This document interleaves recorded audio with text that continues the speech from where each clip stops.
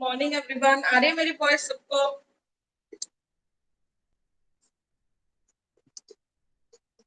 Good morning ma'am. अच्छा, कल हमने लास्ट टॉपिक क्या किया था? मैम क्वाड्रपोल किया था। वाटरफॉल। ओके, ठीक है। अब हमें नेक्स्ट करना है डाइलेक्ट्रिक। अब डाइलेक्ट्रिक मटेरियल क्या होते हैं? जिन्होंने सीएमपी की क्लास लगाई हुई है उनको पता है। बताओ जल्दी से, डाइलेक्ट्रिक मटेरियल्स कौन से होते हैं?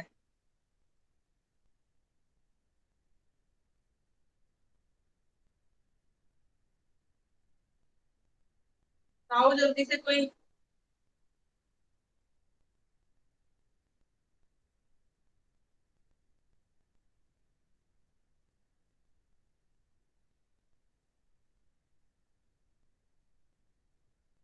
किसी को पोलर और याद नहीं नॉन है? पोलर पोलर और नॉन पोलर मॉलिक्यूल्स की बात करते हैं हम। पोलराइजेशन के थ्रू इसको स्टडी करते हैं। इतना ही मुझे थोड़ा ध्यान है मैम। जो कोई और?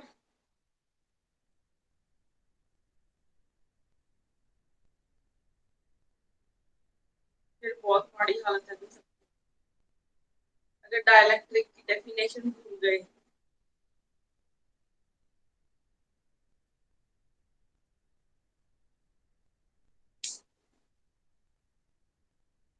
अब नाम लेके बुलाऊंगी मैं अगर कोई नाम बोला।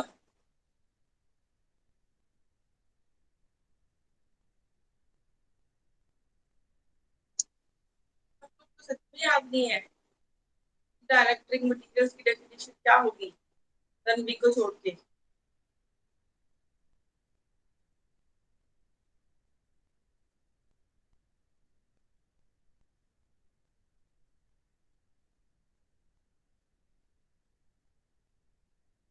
हाँ जी जितेंद्र, क्या होती है डेफिनेशन? मैम इंसुलेटर्स होते हैं। क्या होते हैं? इंसुलेटर्स होते हैं। कोई और चीज होती है साथ में?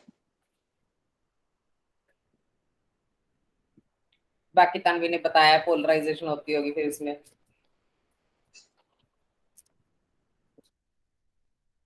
आप लोग करते क्या हो? पढ़ते नहीं है? जाके एक बार भी रिवाइज नहीं करते पुराने सब्जेक्ट? ऐसे तो सब कुछ ही भूलते जाओगे आप। जितने नए सब्जेक्ट आते जाएंगे पिछले वाले सारे भूलते जाओगे। फिर कोई फायदा नहीं होगा आप पढ़ने का। रिवाइज किया करो डेली। कोई एक चीज डेली की पिछले वाले उठाया करो कि हाँ मुझे आज ये रिवाइज करनी है। अदरवाइज तो सब कुछ ही भूलते जाओगे, कोई फायदा ही नहीं होगा। ऐसे तो एंड तक आप जून के एंड तक पहुंचोगे, सारा कुछ सफा चट हो जाएगा, सब कुछ ही भूल जाओगे। डाइलेक्ट्रिक मटेरियल्स ऐसे मटेरियल होते हैं जो कि होते हैं इंसुलेटर्स, बट इनमें एक एडिशनल प्रॉपर्टी होती है। वो एडिशनल प्रॉपर्टी कौन सी होती है? कि ये पोलराइज हो जाते हैं। Additional property of polarisation. तो ये क्या होते हैं? इंसुलेटर्स होते हैं with additional property of polarisation. अब पोलराइज करने का क्या मतलब होता है? पोलराइज करना means dipoles in the direction of field align हो जाना, इसको हम बोलते हैं पोलराइजेशन। अब पोलर नॉन पोलर मॉलिक्यूल को ऑलरेडी हम सीएमपी में डिस्कस कर चुके हैं।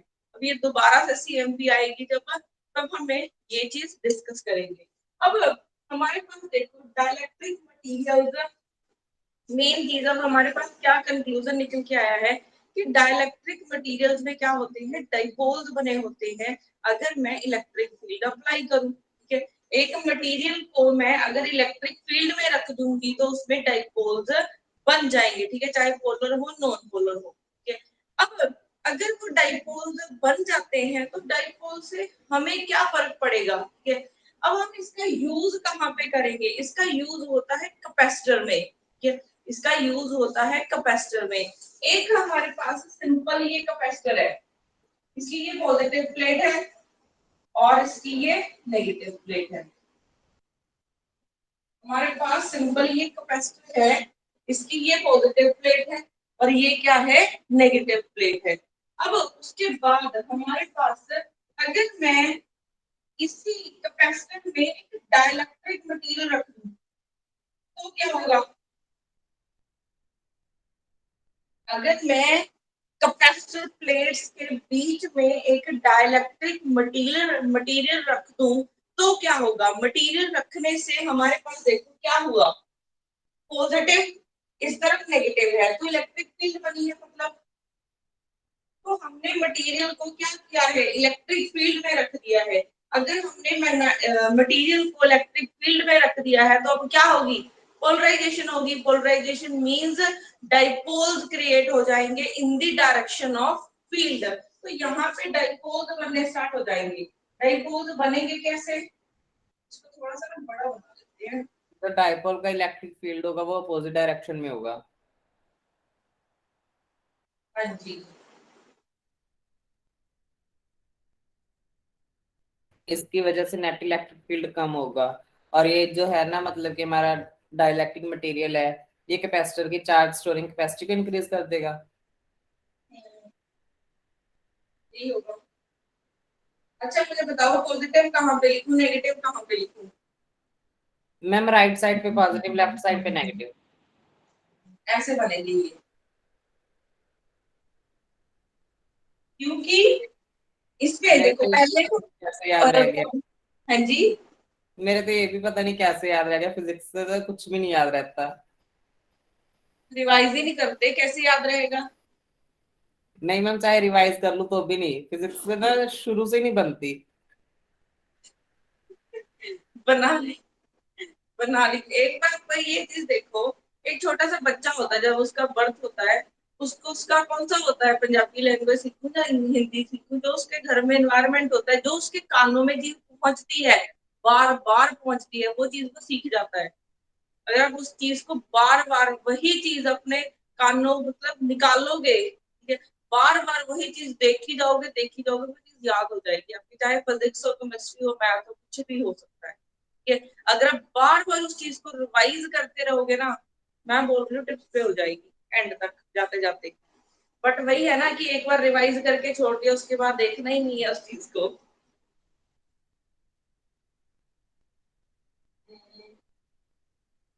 अच्छा, बाकियों की पता नहीं क्या हालत है, बाकी कुछ डाइलेक्ट्रिक मटेरियल तो भूल ही चुके हैं कि चैप्टर किया था नहीं किया था ना। चलो, ये नेगेटिव चार्ज किसको अपनी तरफ खींचेगा, पॉजिटिव चार्ज को अपनी तरफ खींचेगा, ठीक है, और ये पॉजिटिव चार्ज यहाँ पे एटम में नेगेटिव चार्ज को अपनी तरफ खींचेगा, ठीक है, तो ये बनेगा हमारे पास।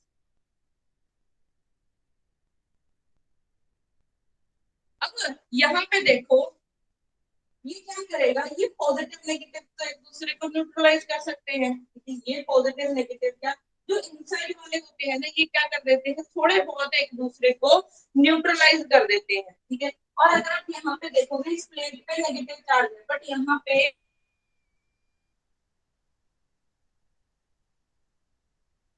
एक पॉजिटिव चार्ज है, इस तरफ क्या गया है, नेगेटिव चार्ज।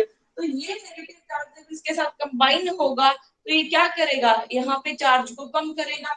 ऐसे ही ये पॉजिटिव चार्ज नेगेटिव चार्ज के साथ जुड़ेगा तो इसको कम करेगा। तो हमारे सरफेस पे या फिर वॉल्यूम पे न्यूट्रलाइज हो रहा है ना, तो सरफेस पे क्या हो रहा है, जितना चार्ज पहले था डाइपोल जैसे ही बने, ठीक है, मतलब कि पहले कैपेसिटर खाली था, बीच में फ्री स्पेस थी, जैसे ही मैंने डाइलेक्ट्रिक मटेरियल रखा उसमें डाइपोल्स बने, इलेक्ट्रिक फील्ड की वजह से उसमें क्या हुआ, सरफेस पे उसने अपोजिट चार्ज बना के चार्ज को कम कर दिया, ठीक है। तो अगर चार्ज को कम कर दिया, अब हम और यहाँ पे चार्ज रख सकते हैं, ठीक है, क्योंकि कैपेसिटर का क्या काम होता है, कैपेसिटर का काम होता है चार्ज को स्टोर करना, ठीक है, कैपेसिटर का काम होता है चार्ज को स्टोर करना। अब हमने क्या किया, अंदर मटेरियल रख के अंदर को न्यूट्रलाइज करता जाएगा, मीन चार्ज को कम करता जाएगा डाइपोल बना के, तो हम और चार्ज रख सकते हैं, तो ये और चार्ज स्टोर करेगा, जितना चार्ज स्टोर करेगा मीन उसकी कैपेसिटी इंक्रीज हो रही है। तो यहाँ पे क्या होता है, कैपेसिटर की कैपेसिटी इंक्रीज हो जाती है, कैपेसिटर की कैपेसिटी इंक्रीज हो जाती है, ठीक है। तो ये चीज याद रखना कि डाइलेक्ट्रिक मटेरियल कॉन्सेप्ट पे डायरेक्ट क्वेश्चन बनने हैं आपके, ठीक है, कि डाइलेक्ट्रिक मटेरियल का क्या यूज होता है। एक कैपेसिटर में फ्री स्पेस है, एक में डाइलेक्ट्रिक मटेरियल रख दिया, तो दोनों में क्या फर्क होगा, किसकी कैपेसिटी ज्यादा होगी, जिसमें डाइलेक्ट्रिक मटेरियल रखा है ना उसकी कैपेसिटी ज्यादा होगी, ठीक है। एक और चीज, चलो ये तो रही कैपेसिटी की बात। यहाँ पे देखो अप्लाइड इलेक्ट्रिक फील्ड इस तरफ है, क्योंकि प्लेट्स की वजह से जो इलेक्ट्रिक फील्ड हमने अप्लाई की वो इस डायरेक्शन में है, बट जो डाइपोल्स ने इलेक्ट्रिक फील्ड बनाई वो किस डायरेक्शन में है, वो बनाई इस डायरेक्शन में, ठीक है, क्योंकि इलेक्ट्रिक फील्ड की डायरेक्शन कहां से कहां होती है, पॉजिटिव से नेगेटिव की तरफ होती है। याद रखना इलेक्ट्रिक फील्ड की डायरेक्शन पॉजिटिव से नेगेटिव की तरफ होती है, तो यहाँ से पॉजिटिव से नेगेटिव की तरफ ही बनाया है मैंने। तो इनसाइड डाइपोल्स बने हैं उनकी डायरेक्शन क्या होगी, पॉजिटिव टू नेगेटिव।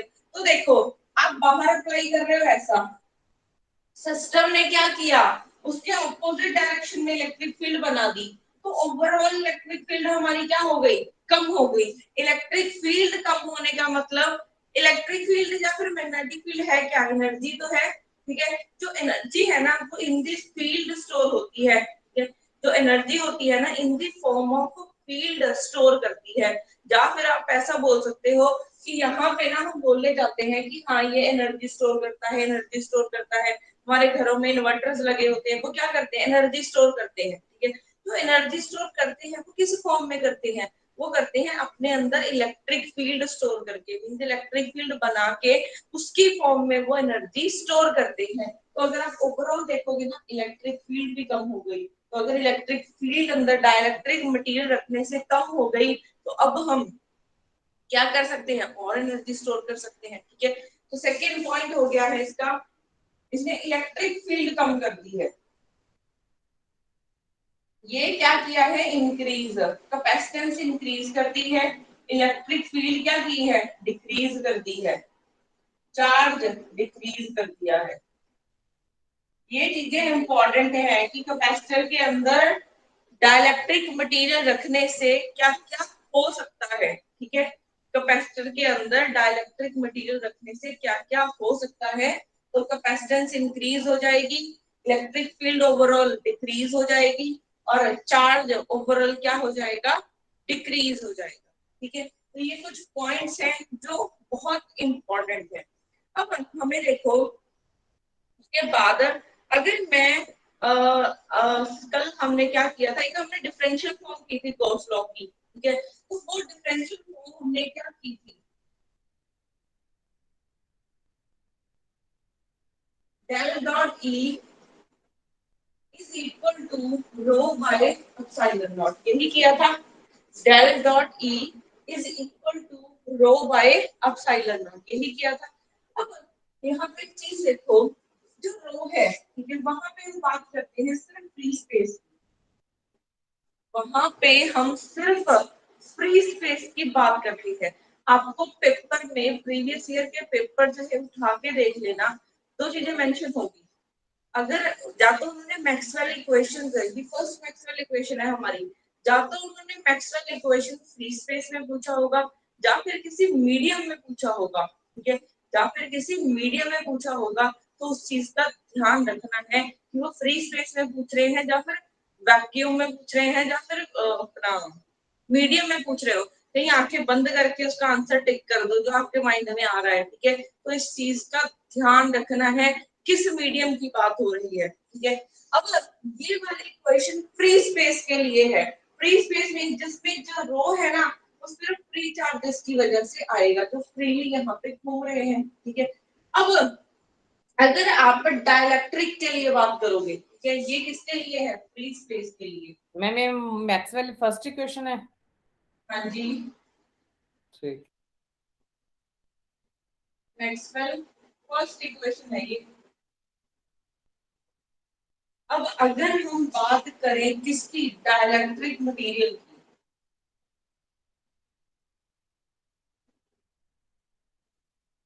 अगर हम बात करें डाइलेक्ट्रिक मटेरियल की, तो डाइलेक्ट्रिक मटेरियल में देखो वॉल्यूम पे तो चार्ज है ही है, ये आपको दिख ही रहा है, वॉल्यूम पे तो चार्ज है ही है, बट यहाँ पे एक चीज आ गई है। वो चीज क्या आई है, ठीक है, वो चीज क्या आई है, अगर फ्री स्पेस रख रहे थे कैपेसिटर में, ठीक है?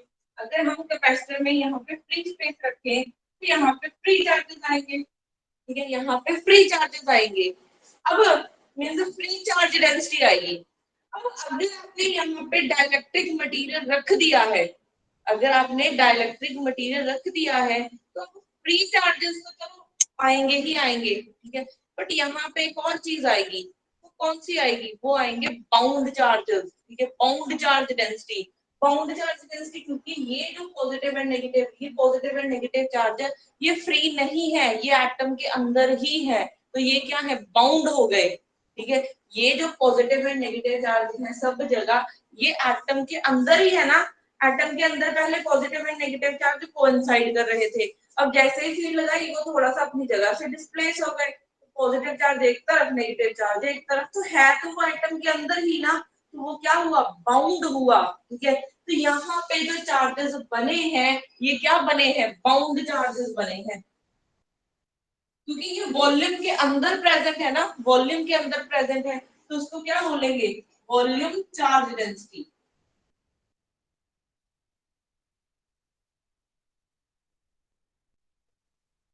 वॉल्यूम बाउंड चार्ज डेंसिटी ये बोल सकते हो इसको, ठीक है, वॉल्यूम बाउंड चार्ज डेंसिटी बोल सकते हो। तो अगर हमने डाइलेक्ट्रिक मटेरियल के लिए फर्स्ट मैक्सवेल इक्वेशन लिखनी हो तो इसको कैसे लिखेंगे, इसको लिखेंगे जो रो है वो रो एफ हो सकती है, इसमें फ्री चार्जेस प्रेजेंट हो सकते हैं। फ्री चार्जेस कैसे प्रेजेंट होंगे, अगर जाकर मैं पूरी की पूरी यहाँ पे प्लेस कर दूं, ये पूरी फिट कर दूं, फिर भी आप पूरी फिट नहीं कर पाओगे। दो कैपेसिटर प्लेट्स है, उसमें आप पूरी की पूरी डाइलेक्ट्रिक मटेरियल प्लेस नहीं कर पाओगे, कुछ ना कुछ स्पेस बच जाएगी, कुछ ना कुछ। जैसे मैंने मटेरियल ऐसे प्लेस किया, ऐसे कर दिया, तो बच गई यहाँ पे फ्री स्पेस, तो ये फ्री स्पेस में क्या होगा, फ्री चार्ज डेंसिटी होगी, ठीक है। तो हम जनरलाइज केस लेके चलते हैं कि जब दोनों ही चीजें पॉसिबल हो सकती हैं, मीन्स कौन सी चीजें पॉसिबल हो सकती हैं वो हमने सारी यहाँ पे लिखी है। अब रो क्या होता है, रो एफ प्लस, अभी यहाँ पे एक चीज आ गई है रो बी, ये आया है सिर्फ डाइलेक्ट्रिक मटेरियल के लिए, ठीक है। आगे हम मैग्नेटिक मटेरियल भी करेंगे, उसमें फिर यहाँ पे नई चीज ऐड हो जाएगी, तो आपने ये स्टेप बाय स्टेप याद रखना है। पहले हमने किया है फ्री स्पेस के लिए, तो फ्री स्पेस के लिए यहाँ पे सिर्फ फ्री चार्ज डेंसिटी आएगी। अगर मैं डाइलेक्ट्रिक मटेरियल की बात करूं तो फ्री चार्ज डेंसिटी तो आएगी ही, बट साथ में एक एडिशनल फैक्टर आ जाएगा, वो कौन सा है, रो बी, बाउंड चार्ज डेंसिटी, ठीक है। बाउंड चार्ज डेंसिटी ये ऐसे बनी है। अब हमारे पास इस इक्वेशन को हम रिप्लेस कर देते हैं,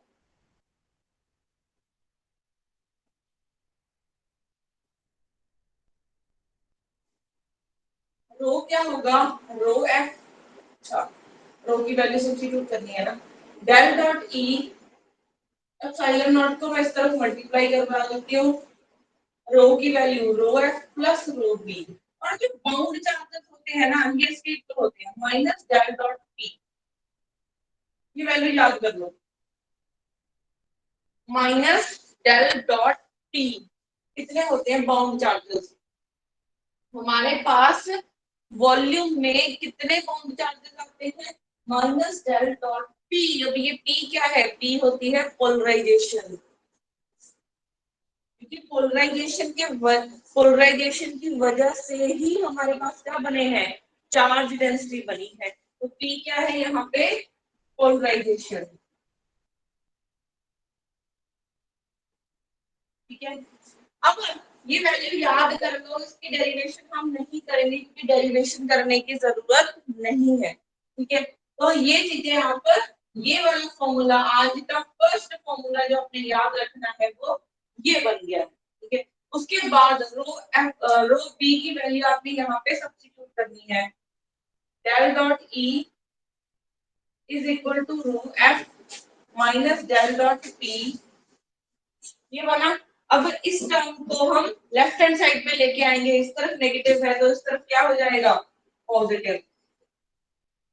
अच्छा अगर मैं एप्सिलॉन नॉट को भी अंदर ले जाऊं अब आपको पता है एप्सिलॉन नॉट क्या है, परमिटिविटी है, तो ये क्या है, कांस्टेंट है। चाहे इसको इनसाइड लिखूं आउटसाइड लिखूं सेम ही चीज है, तो अगर मैं इसको इनसाइड लिख देती हूँ तो कोई फर्क तो नहीं पड़ेगा, कोई फर्क नहीं पड़ेगा, ठीक है। अब ये वाली टर्म लेफ्ट हैंड साइड पे आई तो del dot P is equal to क्या है, रो एफ। देखो यहाँ पे डेल डॉट है, डेल डॉट है, तो मैं डेल डॉट कॉमन निकाल लेती हूँ, del dot epsilon naught E plus P, ये निकला, is equal to rho F. इतनी चीज को हम बोलते हैं डी, डिस्प्लेसमेंट वेक्टर, ठीक है। इतनी चीज को हम बोलते हैं डी। डी क्या होता है, displacement vector. E naught epsilon naught E vector plus P vector, तो डी भी एक वेक्टर ही होगा। तो del dot D is equal to rho F. अगर आपको पेपर में क्वेश्चन आता है कि मैक्सवेल फर्स्ट मैक्सवेल इक्वेशन लिखो इन टर्म्स ऑफ फॉर या फिर फॉर डाइलेक्ट्रिक मटेरियल, तो क्या लिखोगे, ये क्वेश्चन नहीं लिखनी है, ये फ्री स्पेस के लिए है, ये आ गई है हमारे पास इक्वेशन, ठीक है। तो फ्री स्पेस के लिए ये नीचे विजिबल है सबको,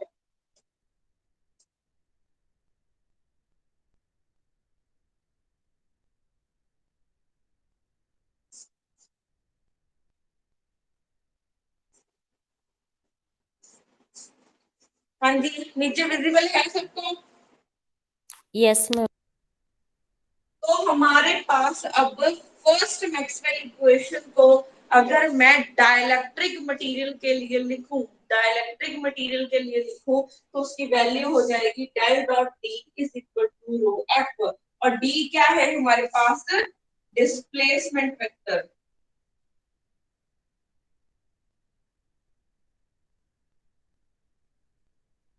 ठीक है। मैम ये अब डिस्प्लेसमेंट फैक्टर, ये जो मैम गैप आपने बताया था ये वहां वर्क करेगा? नहीं, फिर मैम कहाँ वर्क करेगा ये वर्क कौन सा गैप, डी का वर्क करेगा।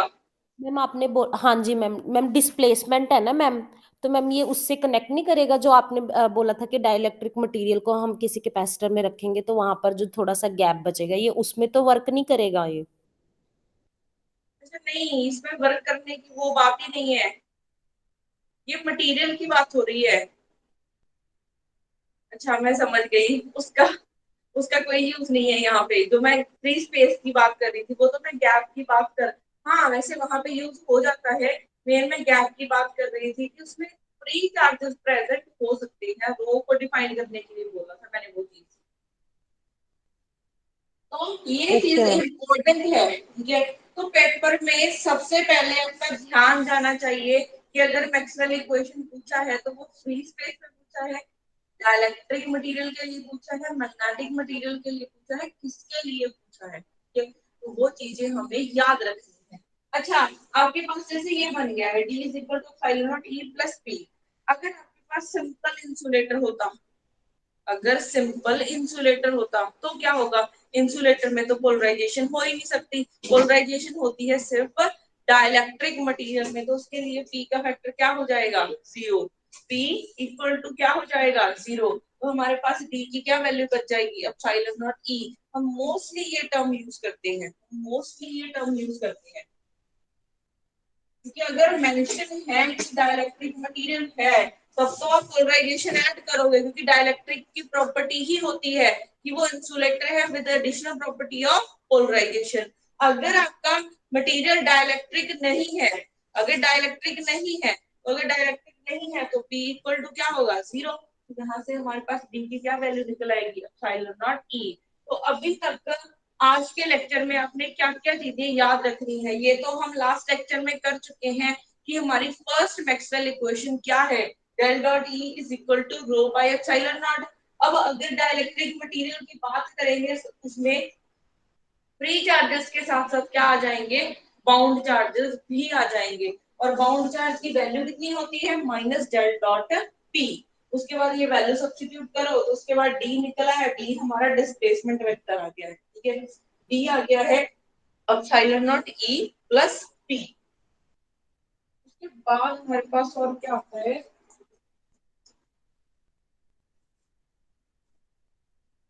अच्छा, एक सरफेस बाउंड चार्ज भी कई बार पूछ लिया जाता है, इसके साथ ही लिख लेना, ये क्या है, वॉल्यूम बाउंड चार्ज डेंसिटी। ठीक है, जो वॉल्यूम पे बाउंड चार्ज डेंसिटी आई है, एक चार्ज सरफेस पे भी तो आया है ना, एक चार्ज सरफेस पे भी आया है, मींस वॉल्यूम और सरफेस दोनों पे आया, तो सरफेस पे कितना बाउंड चार्ज आया कि है तो वो एटम के अंदर ही, तो उसको क्या बोलेंगे, बाउंड। तो सरफेस बाउंड चार्ज कितना आया है, सरफेस बाउंड चार्ज डेंसिटी, ये होगा सिग्मा बी, ये होती है polarization into N cap, polarization into N cap. ठीक है, तो हमारे पास सरफेस बाउंड चार्ज डेंसिटी की वैल्यू इतनी होती है, sigma B is equal to P vector into N cap. P क्या है, पोलराइजेशन, यहाँ पे एन कैप क्या है, यहाँ पे एन कैप क्या है, अगर मान लो ये सरफेस है, ठीक है, ये हमारा सरफेस है, तो एन है ना वेक्टर, सरफेस के परपेंडिकुलर होगा, सरफेस के परपेंडिकुलर डायरेक्शन में जाने वाला है ये, तो एन कैप आप यहाँ पे लिख सकते हो, direction of N is perpendicular to the surface.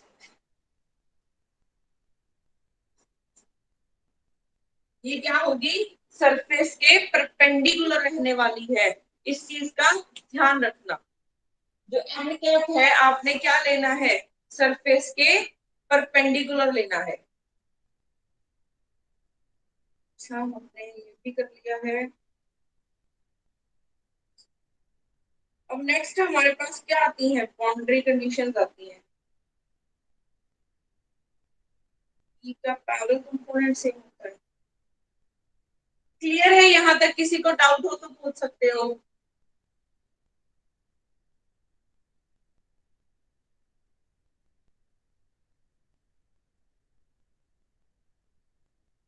हम जैसे हमें मैक्सवेल इक्वेशन डाइलेक्ट्रिक के अकॉर्डिंग पूछते हैं, तो हम del dot D equals to rho F वाला फॉर्मूला टिक करेंगे।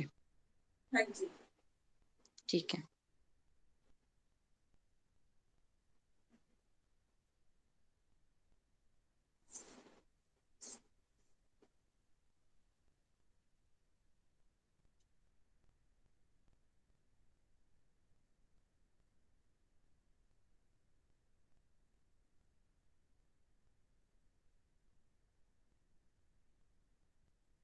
तो हमारे पास उसके बाद आती है बाउंड्री कंडीशन, ये भी इंपॉर्टेंट है।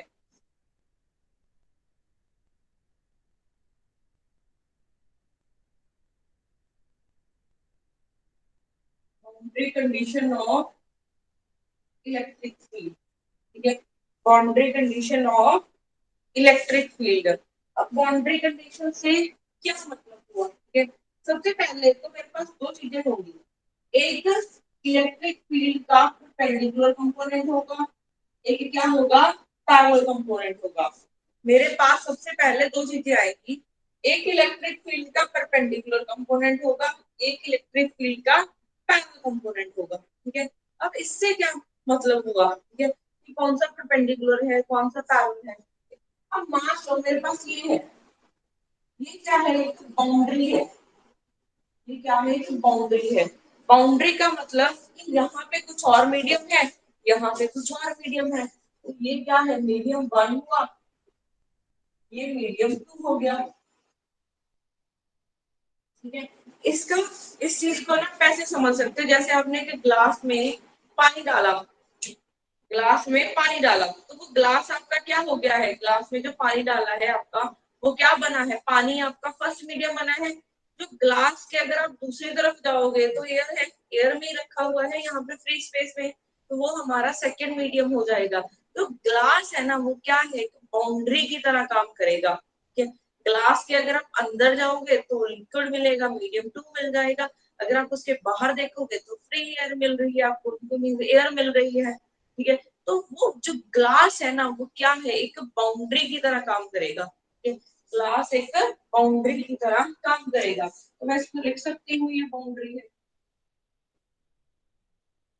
ठीक है, अब एक चीज देखो, ये तो चलो इस सरफेस के नॉर्मल है, ये क्या है, सरफेस के नॉर्मल है।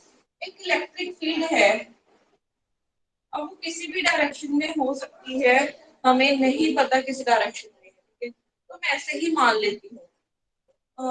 इसको कैसे मानना है? चलो ये माना मैंने इलेक्ट्रिक फील्ड, इसके साथ बना रही है एंगल थीटा। ये मेरे पास एक इलेक्ट्रिक फील्ड ऐसे खड़ी है, ठीक है। अब ये इलेक्ट्रिक फील्ड के दो आपने क्या करना है, इस पे परपेंडिकुलर मींस इसके अलोंग देखना है, इस बाउंड्री के अलोंग देखो या फिर इस नॉर्मल के अलोंग देखो। मेन तो आपने इस बाउंड्री के अलोंग देखना है, ठीक है। ई के इसके अलोंग एक कंपोनेंट होगा, एक इसके अलोंग कंपोनेंट होगा, हम ब्रेक कर सकते हैं। बताओ मुझे जल्दी से ब्रेक करके कि ये वाला कंपोनेंट कौन सा होगा, cos theta, E cos कौन सा theta, होगा? E cos theta, E cos theta, ई cos थीटा। ये वाला कंपोनेंट कौन सा होगा? E sin theta, E sin theta. ई साइन थीटा, ठीक है। अच्छा हमें एक वो भी बनाना है,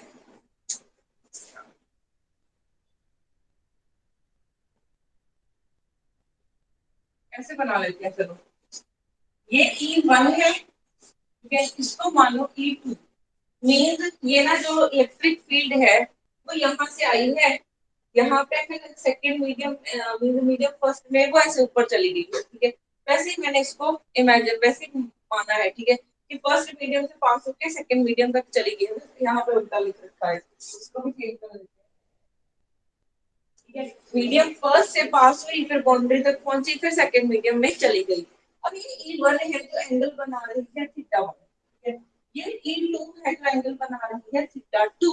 तो आपने इसके कंपोनेंट लिखे हैं, यहाँ पे लिखूंगी E2 cos थीटा2, यहाँ पे लिखूंगी मैं लिखूंगी यहाँ पे E2 sin थीटा2। ऐसे ही अब इसके भी कंपोनेंट्स होंगे। जल्दी बताओ ये वाला कंपोनेंट कौन सा होगा, ये वाला E1 sin theta, E1 sin थीटा1, ये वाला component E1 cos theta, E1 cos थीटा1, ठीक है। अब हमें कंपोनेंट पता चल गए, ठीक है। अब आप ये चीज देखो, जो ये इलेक्ट्रिक फील्ड है, ये जो इलेक्ट्रिक फील्ड मैंने E1 बनाई है, ये बाउंड्री पे देखो, इसका एक बाउंड्री के पैरेलल कंपोनेंट कौन सा, E1 cos थीटा है। एक उसके बाउंड्री के परपेंडिकुलर कंपोनेंट हो गया, वो कौन सा है, E1 sin थीटा। तो हम दो चीजों की बात करेंगे। ये अगर एक बाउंड्री है, इसके नॉर्मल जो कंपोनेंट है, एक इसके जो परपेंडिकुलर पड़ा है, दो कंपोनेंट की बात करेंगे हम। जैसे मैंने ये लिखा है, एक E1 E परपेंडिकुलर होगा, एक क्या होगा, E पैरेलल कंपोनेंट हो जाएगा, ठीक है। अब इलेक्ट्रिक हमने E1 ਦੀ ਡਾਇਰੈਕਸ਼ਨ ਹੈਗੀ, ਜਿਹੜੀ E1 ਦੀ ਡਾਇਰੈਕਸ਼ਨ ਆ ਉਹ ਓਰੀਜਨ ਵੱਲ ਨੂੰ, ਮਤਲਬ ਜਿੱਥੇ ਥੀਟਾ ਵਨ ਸਾਈਡ ਨੂੰ ਐਰੋ ਅੰਦਰਲੀ ਸਾਈਡ ਜਾਂਦਾ, ਤਾਂ ਆਪਾਂ ਨੂੰ ਪਰਪੈਂਡੀਕੂਲਰ ਥੋੜੀ ਹੋਏਗਾ ਉਹ, ਜਿਹੜਾ E1 ਦੀ ਉਹ ਹੋਏਗੀ अपने जसप्रीत थोड़ा डायरेक्शन। जा लाउड बोलोगे, थोड़ा जा। ਮੈਡਮ ਜਿਹੜਾ E1 ਵੈਕਟਰ ਆਪਾਂ ਲਿਆਗਾ, E1 ਇਲੈਕਟ੍ਰਿਕ ਫੀਲਡ, ਇਹਦੀ ਡਾਇਰੈਕਸ਼ਨ ਆਪਾਂ ਅੰਦਰ ਨੂੰ ਲਈ ਹੈਗੀ, ਤਾਂ ਫਿਰ ਜਿਹੜਾ ਆਹ ਆਪਣਾ ਕੰਪੋਨੈਂਟ ਲਿਆਗਾ, ਤਾਂ ਕੰਪੋਨੈਂਟ ਤਾਂ ਇਹਦੀ ਪਰਪੈਂਡੀਕੂਲਰ ਵਾਲਾ ਕੰਪੋਨੈਂਟ ਥੋੜੀ ਹੋਊਗਾ। अरे नहीं नहीं, ये तो अभी तक प्रॉपर में डायरेक्शन बनाई नहीं है, प्रॉपर डायरेक्शन बनाई नहीं। मैं तो जस्ट डायरेक्शन से जाओ ही ना, ठीक है? मैं तो सिर्फ एक चीज दस रही है, डायरेक्शन से जाओ ही ना, क्योंकि गल ही नहीं कर रही है मैं तो सिर्फ एक ये चीज दस रही हूं कि ये बाउंड्री है, ठीक है। अगर ये वाली बाउंड्री है, एक इसके पैरेलल कंपोनेंट होएगा, एक क्या होएगा, इसके परपेंडिकुलर कंपोनेंट होएगा। मैं सिर्फ आपको ये चीज बता रही हूँ क्योंकि मैंने आपको यहाँ पे बाउंड्री कंडीशंस बतानी है। तो आप मेरे से पूछोगे कि ई पैरेलल किसके परपेंडिकुलर, तो बाउंड्री के परपेंडिकुलर जब पैरेलल देखा जाता है, इस पे ना क्वेश्चन करेंगे तो वहां से आपको इस चीज का पता चल जाएगा, ठीक है जसप्रीत? हाँ जी हाँ जी हाँ जी। मेरे को सुनाई नहीं देगा, थोड़ा सा सारे बच्चे ना लाउड बोला करो। अच्छा, अब हमारे पास बाउंड्री कंडीशंस क्या आती हैं, बाउंड्री कंडीशंस क्या आती हैं जो ई पैरेलल कंपोनेंट होता है ना इलेक्ट्रिक फील्ड का, ई पैरेलल कंपोनेंट किसके पैरेलल, बाउंड्री के पैरेलल कंपोनेंट, वो क्या रहता है, कॉन्टिन्यूस रहता है। अब मैंने अबव और बिलो क्यों लिखा है, मींस अगर ये एक बाउंड्री है, अब जस्ट अबव देखोगे जस्ट बिलो देखोगे तो आपको इलेक्ट्रिक फील्ड का पैरेलल कंपोनेंट क्या दिखेगा, सेम दिखेगा, ठीक है, मींस कॉन्टिन्यूस दिखेगा। ये आ गई फर्स्ट कंडीशन। सेकंड कंडीशन क्या होती है, इसका जो परपेंडिकुलर कंपोनेंट होता है ना वो डिसकंटीन्यूअस होता है, मींस ये दोनों सेम नहीं होते हैं। कितनी होती है डिसकंटिन्यूटी, ई का पैरेलल कंपोनेंट कॉन्टिन्यूस होता है, ठीक है, मतलब दोनों की वैल्यूज चाहे जस्ट बिलो द सरफेस देखोगे चाहे जस्ट अबव द सरफेस देखोगे आपको क्या मिलेगी, सेम चीज मिलेगी। बट अगर आप पी का परपेंडिकुलर कंपोनेंट देखोगे वो सेम नहीं मिलेगा, उसमें डिसकंटिन्यूटी होगी। कितनी डिसकंटिन्यूटी होगी, सिग्मा बाय एप्सिलॉन नॉट की, ठीक है। ऐसे ही एक डिसकंटिन्यूटी का मतलब क्या है यहाँ पे, मीन दोनों में वैल्यू सेम नहीं है, एक सडन जंप आया है, एक सडन जंप आया है, जैसे स्टेप फंक्शन है,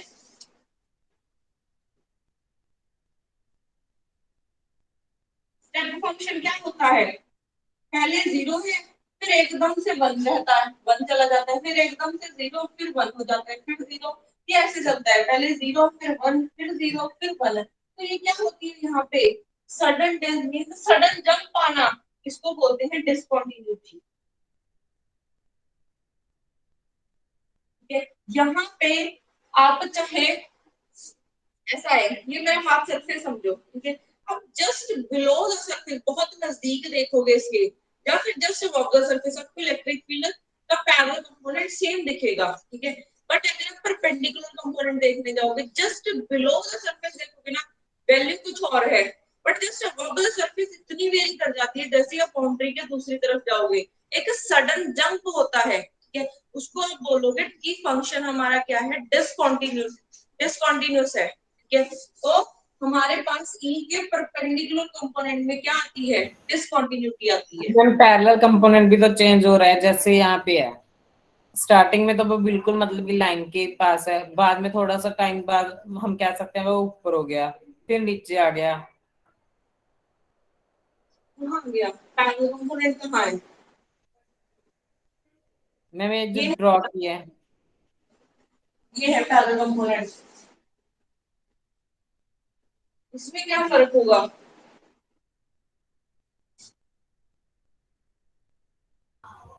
मैं मुझे नहीं पैरेलल समझ आया, कंपोनेंट तोड़ लिए वहां तक तो लग गया पता, आगे नहीं पता चला। आगे नहीं पता चला, कंपोनेंट तोड़ दिया वहां तक समझ में आया। हाँ जी मैम। देखो ई का जो पहली चीज बताओ मुझे, इनमें से पैरेलल कंपोनेंट कौन सा होगा, मैं एक्स एक्सिस वाला, ये हमने लिखा था E1 cos थीटा 1, ये लिखा था, ठीक है। इलेक्ट्रिक फील्ड की जो कंडीशंस है ना बाउंड्री कंडीशंस वो क्या बोलती हैं कि इलेक्ट्रिक फील्ड लाइंस कॉन्टिन्यूअस, अगर आप सरफेस के पैरेलल जो फील्ड का कंपोनेंट देखोगे वो कॉन्टिन्यूअस मिलेगा, continuous means E1 cos theta 1 किसके ऊपर मिलेगा, E2 cos थीटा 2, इसका मतलब ये है। आप ये इसको क्या समझोगे जितेंद्र, मैम ऐसा क्यों मिलेगा, ऐसा क्यों मिलेगा, क्योंकि इलेक्ट्रिक फील्ड का पैरेलल कंपोनेंट कॉन्टिन्यूअस होता है, कॉन्टिन्यूअस मतलब कि ये फंक्शन है कोई,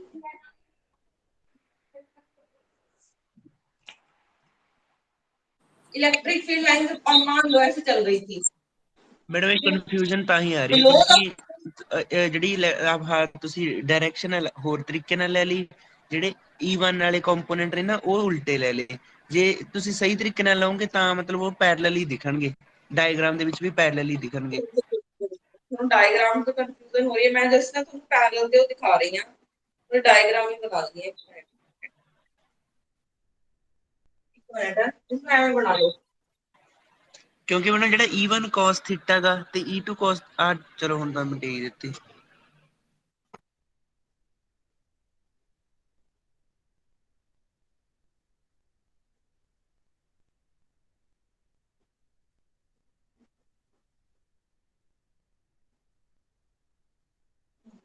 ये मीडियम फर्स्ट है, मीडियम सेकेंड। तुम करके देखो। अब मुझे बताओ E1 का पैरेलल कंपोनेंट क्या होगा? मैम ये बनेगा तो ये इमाउंट। भी वही कुछ ही, बस इसमें डायग्राम को उल्ट कर दिया, हमने पहले घुमा के बनाई थी। सेम ही है ये। नीचे से जा रही थी, अब मैंने ऐसे बना दी। मैम पहले मीडियम 2 ऊपर था, मीडियम 1 नीचे था, बात तो एक ही है। आपको कहाँ कहाँ पे एक चीज नहीं समझ आई कि ई पैरेलल कैसे होगा? ई पैरेलल वाला कंपोनेंट कैसे सेम हो गया? हाँ जी मैम। पैरेलल वाला कंपोनेंट कैसे सेम हो गया, इसको भी कैसे समझाऊं?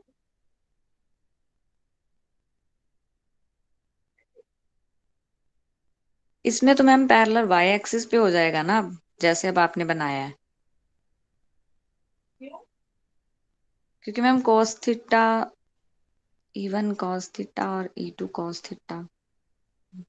आप ना मेरी बात सुनो। यहाँ पे मैम इस इवन चीज साइन को थीटा 1 आएगा पैरेलल कंपोनेंट में। पहले हमारे पास cos थीटा 1 आ रहा था।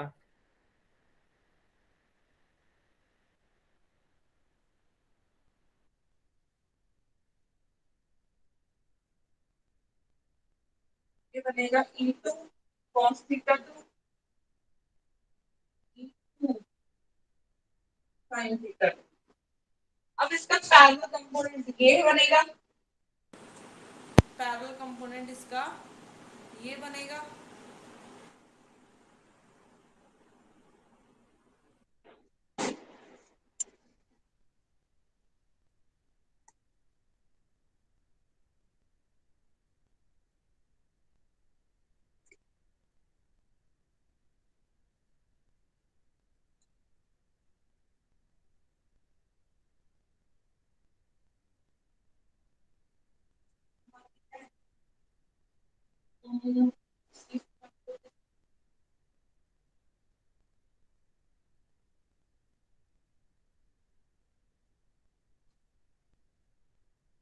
अच्छा, अब ना इस चीज को ऐसे समझो, ये है ना कोई सरफेस, ये कोई सरफेस है। अब इलेक्ट्रिक फील्ड लाइंस, पहले मुझे ये चीज बताओ कि इलेक्ट्रिक फील्ड लाइंस कॉन्टिन्यूस होती हैं या फिर डिसकॉन्टिन्यूस होती हैं? मैम इलेक्ट्रिक फील्ड तो कंटिन्यूस होता है। कॉन्टिन्यूस होता है ना, बट हाँ कौन सा जी पार्ट उसका? मैम, वो सारे कंटिन्यूस होगा। आप बात करते हो ये चीज बात कर रहे हो, जब आपका पार्टिकल एक ही मीडियम में पड़ा है, ये जा रहा है किसी भी डायरेक्शन में, तो आपको इलेक्ट्रिक फील्ड लाइन कॉन्टिन्यूस दिखती है। अगर आपका रास्ते में जाता जाता इसका मीडियम चेंज हो जाए, आपने चार्ज रखा है बट उसके बाद उसका मीडियम चेंज हो जाए, तब क्या होगा? सोचा जाए तब क्या होगा? क्या इलेक्ट्रिक फील्ड लाइंस कॉन्टिन्यूस रहेंगी? क्या इलेक्ट्रिक फील्ड लाइंस कॉन्टिन्यूस रहेंगी? बताओ। हो सकता है मैम, पक्का नहीं कह सकते। कोई और बता सकता है क्या इलेक्ट्रिक फील्ड लाइंस कॉन्टिन्यूस रहेंगी?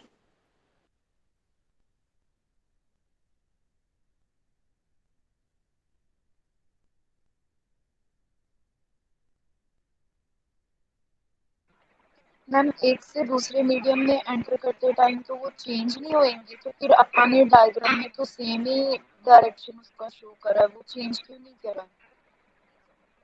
हम्म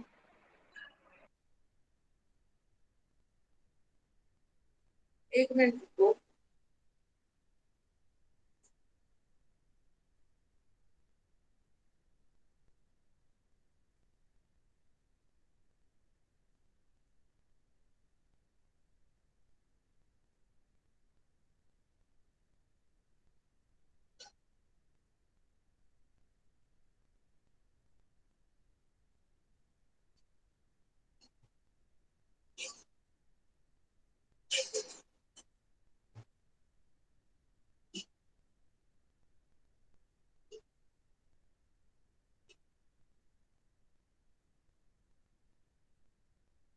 हमने फैराडे लॉ किया है? नहीं किया ना अभी तक हमने नहीं किया मैग्नेटोस्टैटिक।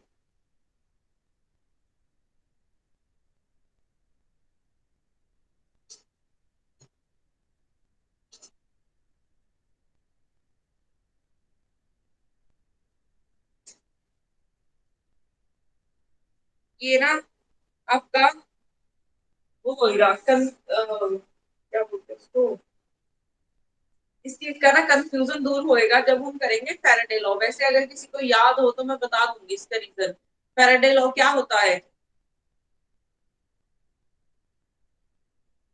पता है किसी को?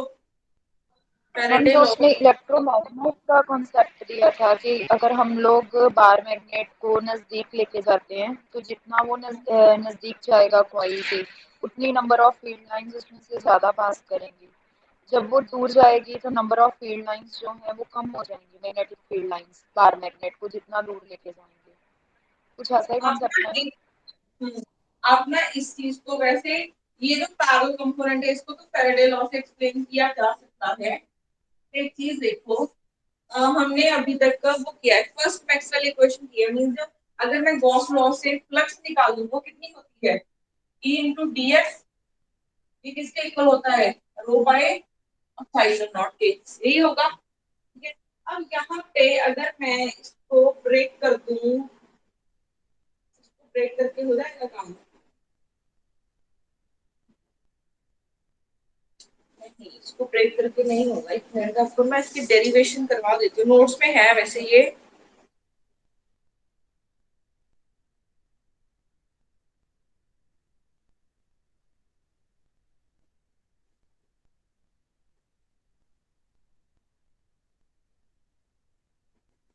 अच्छा, आप इस चीज को देखो, हमारे पास जो गॉस लॉ है, ठीक है, वो इतना होता है। जसप्रीत ने क्या भेजा है, मैं इसको खोल के तुम देख सकती, छोड़ो। अब हमने ये फर्स्ट लॉ किया है,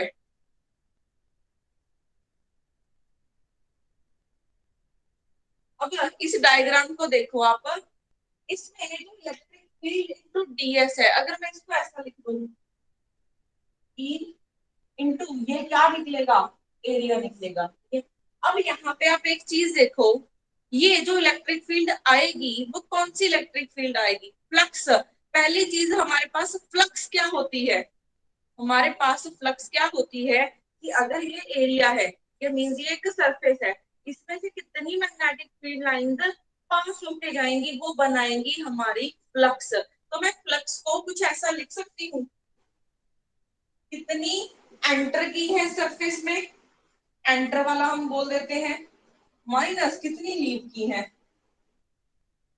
इनटू एरिया, यही होगी फ्लक्स।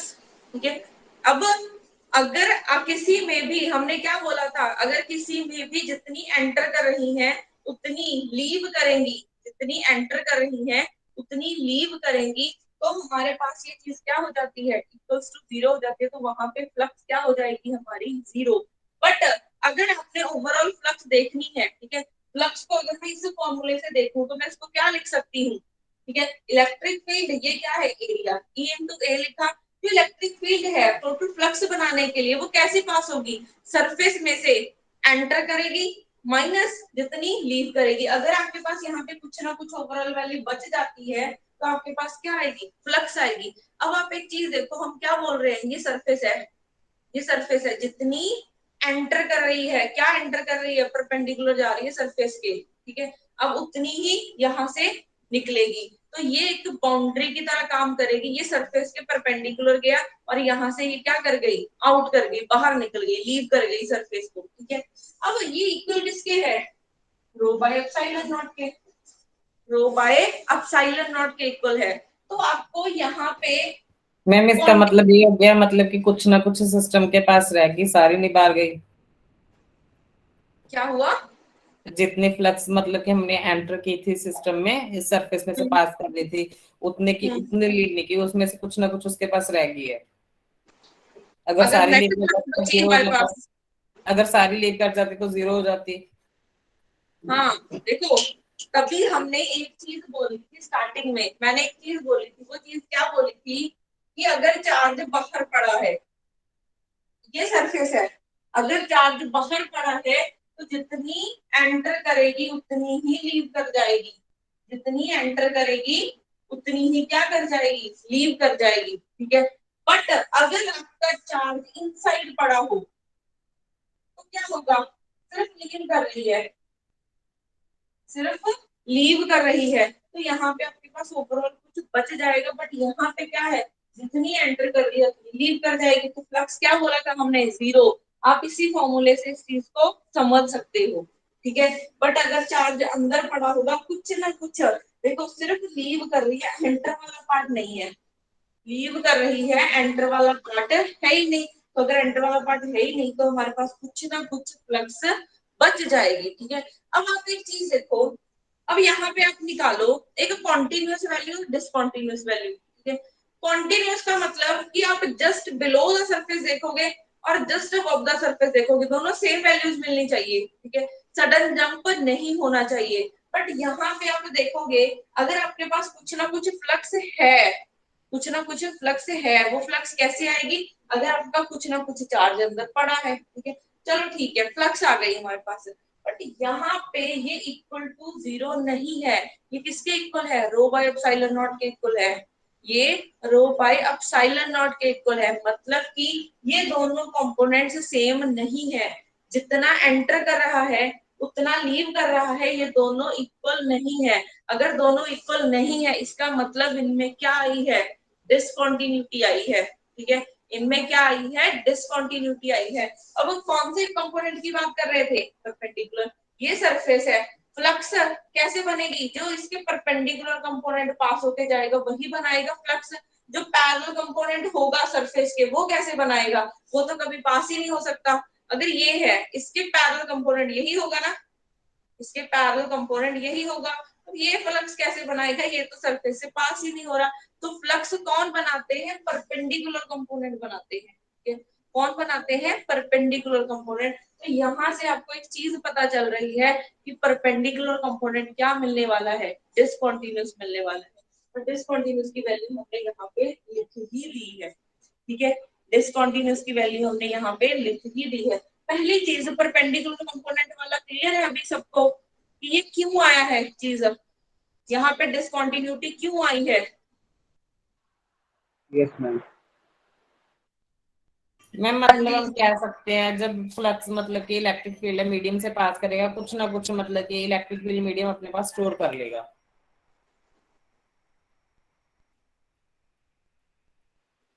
नहीं मैंने स्टोर वही कह करेगा, रही है, तो सिर्फ नेट नहीं, आउटवर्ड फ्लक्स ही देखी होगी, हाँ नेट जी, आउटवर्ड ਆਪਾਂ ਉਹਦੇ ਦੇਖਾਂ ਮੇਰੇ ਉਹ ਐਂ ਕਹਿ ਰਹੇ ਨਾ ਵੀ ਆਪਾਂ ਕਿਉਂਕਿ ਨੈਟ ਆਊਟਵਰਡ ਫਲਕਸ ਦੇਖਣੀ ਹੁੰਦੀ ਆ, ਤਾਂ ਨੈਟ ਤਾਂ ਉਦੋਂ ਹੀ हाँ, ਹੋਊਗੀ ਨਾ ਜਦੋਂ ਮੀਡੀਅਮ 'ਚ ਐਂਟਰ ਕਰੂਗੀ ਤੇ ਲੀਵ ਕਰੂਗੀ, ਹੁਣ ਉਹ ਐਂਟਰ ਤੇ ਲੀਵ ਕਿਉਂ ਤਾਂ ਹੀ ਕਰੂਗੀ ਜੇ ਪਰਪੈਂਡੀਕੁਲਰ ਹੋਊ, ਜੇ ਪੈਰਲਲ ਹੋਊਗੀ ਤਾਂ ਉਹ ਕਦੇ ਐਂਟਰੀ ਨਹੀਂ ਕਰੂਗੀ ਨਾ ਕਦੇ ਲੀਵ ਕਰੂਗੀ, ਤਾਂ ਕਰਕੇ ਆਪਾਂ net outward flux word use ਕਰਦੇ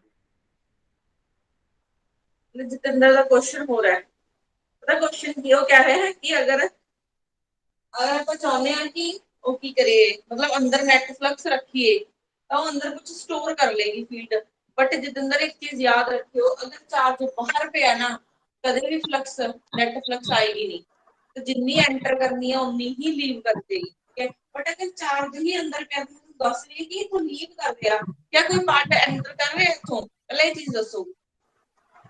ਨਹੀਂ ਮੈਡਮ, ਤਾਂ ਹੀ ਫਿਰ ਆਪਾਂ ਵਰਡ ਹੀ ਨੈਟ ਯੂਜ਼ ਕਰ ਰਹੇ ਹਾਂ ਨਾ, ਵੀ ਅਗਰ ਚਾਹੇ ਕੋਈ ਜਿਵੇਂ ਆਪਾਂ ਕਰੀਏ ਜਿੰਨੀ ਆਊਟ ਫਲਕਸ ਜਿਹੜੀ ਆਈ ਆ, ਉਹ ਕਹਿ ਰਹੇ ਵੀ ਜਿੰਨੀ ਆਈ ਉਨੀ ਨਹੀਂ ਗਈ, ਇਟ ਮੀਨਸ ਉਹਨੇ ਐਬਜ਼ੌਰਬ ਕਰ ਲਈ ਕੁਛ ਨਾ ਕੁਛ, ਜਿਵੇਂ ਆਪਾਂ ਕੋਈ ਲੈ ਲਈਏ ਵੀ ਕੋਈ ਕੁਝ ਫਲਕਸ ਉੱਥੇ ਕੋਈ ਨੈਗੇਟਿਵ ਚਾਰਜ ਪ੍ਰੈਜ਼ੈਂਟ ਹੋਵੇ ਤਾਂ ਉੱਥੇ ਜਿਹੜੇ ਪੋਜ਼ਿਟਿਵ ਤੋਂ ਫਲਕਸ ਨਿਕਲ ਕੇ ਨੈਗੇਟਿਵ ਦੇ ਵਿੱਚ ਐਂਟਰ ਕਰ ਰਹੀ ਆ, ਤਾਂ ਉਹ ਤਾਂ ਆਪਾਂ ਨੂੰ ਨਹੀਂ ਮਿਲੂਗੀ, ਪਰ ਉਹ ਇਨਸਾਈਡ ਫਲਕਸ ਜਿਹੜੀ ਹੈ ਉਹ ਐਗਜ਼ਿਸਟ ਤਾਂ ਕਰਦੀ ਆ, ਪਰ ਜਿਹੜਾ ਕੁਝ ਫਲਕਸ ਬਾਹਰ ਆਊਗੀ ਉਹੀ ਆਪਾਂ ਨੂੰ ਰਿਜ਼ਲਟੈਂਟ ਦੇ ਵਿੱਚ ਮਿਲੂਗੀ ਪਰਪੈਂਡੀਕੂਲਰ ਕੰਪੋਨੈਂਟ ਦੀ ਫਾਰਮ ਦੇ ਵਿੱਚ, ਤਾਂ ਕਰਕੇ ਆਪਾਂ ਨੈਟ ਵਰਡ ਲੈਂਦੇ ਆ। हाँ तुम बोल सकते हो ये चीज ठीक है, ठीक है, गलत नहीं है, बट हाँ मतलब अगर किसी को नेट फ्लक्स आ रही है, बट मेन चीज की है सोचना, मेन चीज याद रखने वाली कि जो फ्लक्स है ना वो कितों आनी है, परपेंडिकुलर कंपोनेंट तो आनी है, ठीक है। अगर इधर परपेंडिकुलर कंपोनेंट तो आएगी ਤਾਂ ਇੱਥੇ ਆਪਣੇ ਕੋਲ ਇੱਥੇ ਕੀ ਦਿਖ ਰਿਹਾ, ਦੋਨੇ ਇਕੁਅਲ ਨਹੀਂ ਹੈਗੇ ਤਾਂ ਇਹਦੇ ਵਿੱਚ ਕੀ ਆਈ ਹੈ, ਡਿਸਕੰਟੀਨਿਊਟੀ ਆਈ ਹੈ, ਠੀਕ ਹੈ। ਬਟ ਪੈਰਲਲ ਕੰਪੋਨੈਂਟ ਕੀ ਮਿਲਦਾ ਹੁੰਦਾ ਤੁਹਾਨੂੰ, ਸੇਮ ਮਿਲਦਾ ਹੁੰਦਾ। ਪੈਰਲਲ ਕੰਪੋਨੈਂਟ ਕੀ ਮਿਲੇਗਾ ਤੁਹਾਨੂੰ, ਸੇਮ ਮਿਲੇਗਾ। ਤਾਂ ਇਸ ਦੇ ਉੱਪਰ ਡਾਇਰੈਕਟ ਕੁਐਸਚਨ ਆ ਜਾਂਦੇ ਆ, ਤੁਸੀਂ ਯਾਦ ਰੱਖਿਓ, ਠੀਕ ਹੈ। ਇਹ ਤਾਂ ਮੈਂ ਤੁਹਾਨੂੰ ਐਕਸਪਲੇਨੇਸ਼ਨ ਵੀ ਦੇ ਦਿੱਤੀ, ਇਹਦੀ ਐਕਸਪਲੇਨੇਸ਼ਨ ਤੁਹਾਨੂੰ ਫੈਰਾਡੇ ਲਾਅ ਦੇ ਵਿੱਚ ਮਿਲੇਗੀ, ਐਵੇਂ ਹੀ ਐਕਸਪਲੇਨ ਕੀਤਾ ਗਿਆ ਸੀ, ਠੀਕ ਹੈ। ਇਲੈਕਟ੍ਰਿਕ ਫੀਲਡ ਵਾਲਾ ਕੰਪੋਨੈਂਟ ਵੀ।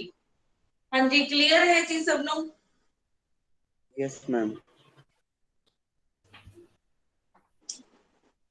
मैम क्वेश्चन बनाए हो इस ते एक दो ਹਾਂਜੀ क्वेश्चन क्रिएट करियो मैम एक दो इसे कंसेप्ट ते क्वेश्चन क्रिएट करिए, क्वेश्चन ਤਾਂ ਡਾਇਰੈਕਟ ਹੀ ਆ ਸਕਦੇ ਨੇ। ਇਲੈਕਟ੍ਰਿਕ ਫੀਲਡ ਦਾ ਪੈਰਲਲ ਕੰਪੋਨੈਂਟ ਸੇਮ, ਤੁਹਾਨੂੰ ਪੇਪਰ ਦੇ ਕੁਐਸਚਨ ਕੀ ਆ ਸਕਦਾ, ਕਿਹੜਾ ਕੰਪੋਨੈਂਟ ਇਲੈਕਟ੍ਰਿਕ ਫੀਲਡ ਦਾ ਸੇਮ ਹੋਏਗਾ, ठीक है। पैरेलल पैरेलल और परपेंडिकुलर कंपोनेंट, ठीक है।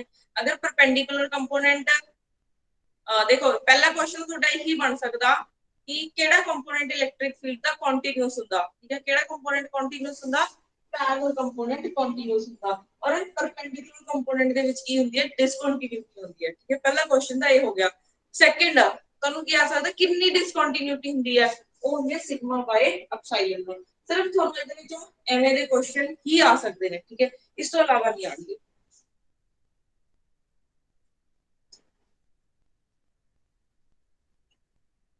ਬਾਤ ਹੋਰ ਕਿਹੜੀ ਚੀਜ਼ ਰਹਿ ਗਈ ਹੈ,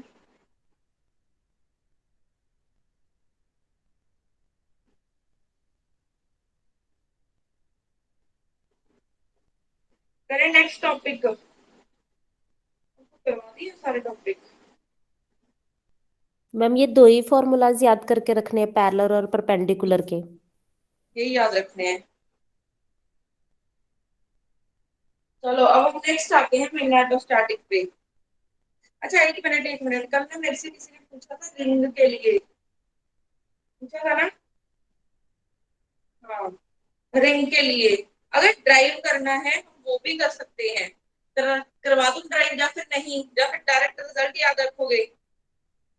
मैम इनके याद रह जाएंगे, डाइपोल डिस्क वगैरह सबके याद रह जाएंगे इनके तो। रिंग के लिए हाँ जी रह जाएंगे, हाँ जी याद रख लेंगे मैम इनके तो।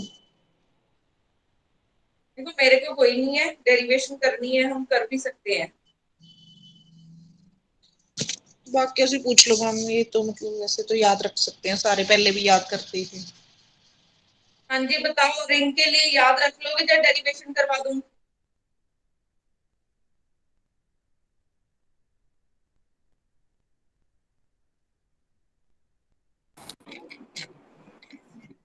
याद रख लेंगे मैम, रिजल्ट करवा दो सीधा। लिखवा दो मैम रिजल्ट।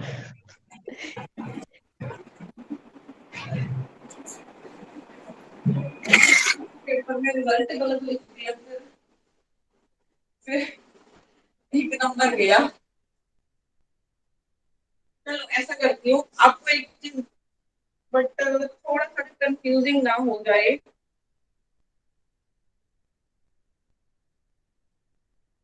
चलो इसको ना मैं करवा ही देती हूँ। रिंग के लिए पहले डायग्राम बनाते हैं। मैम क्या करवा रहे हो अब? रिंग के लिए एक रिंग है, ठीक है। जैसे ना अपने को कड़ा निकाल लो, ये एक रिंग है, ठीक है। अपने हाथों से किसी के भी अगर कड़ा पहना हो उसको उतारो, चूड़ी कोई भी, ये एक रिंग है, ठीक है। इसके ना जस्ट ऊपर मैंने इलेक्ट्रिक फील्ड देखनी है कि कितनी होगी।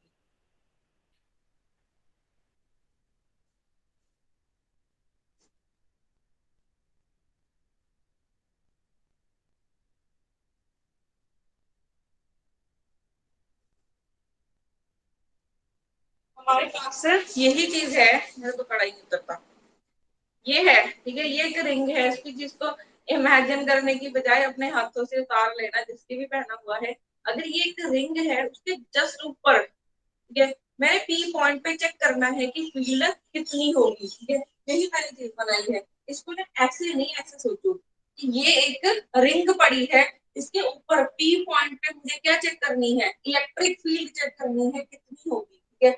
वो फाइंड हमने करनी है। अब ये कैसे फाइंड करेंगे, यहाँ से सेंटर से यहाँ तक डिस्टेंस है z, इसका हम रेडियस मान लेते हैं r, ठीक है, इसका हमने रेडियस मान लिया r है। अब इसका रेडियस मैंने मान लिया है r। अब कैसे फाइंड करेंगे इसकी वजह से, ठीक है, कैसे फाइंड करेंगे इसकी वजह से, तो इसका मेथड क्या है, इसका मेथड है कि हम क्या करेंगे, पहले एक स्मॉल एलिमेंट लेंगे, ठीक है, स्मॉल एलिमेंट की वजह से इलेक्ट्रिक फील्ड देखेंगे। स्मॉल एलिमेंट मैंने ये ले लिया,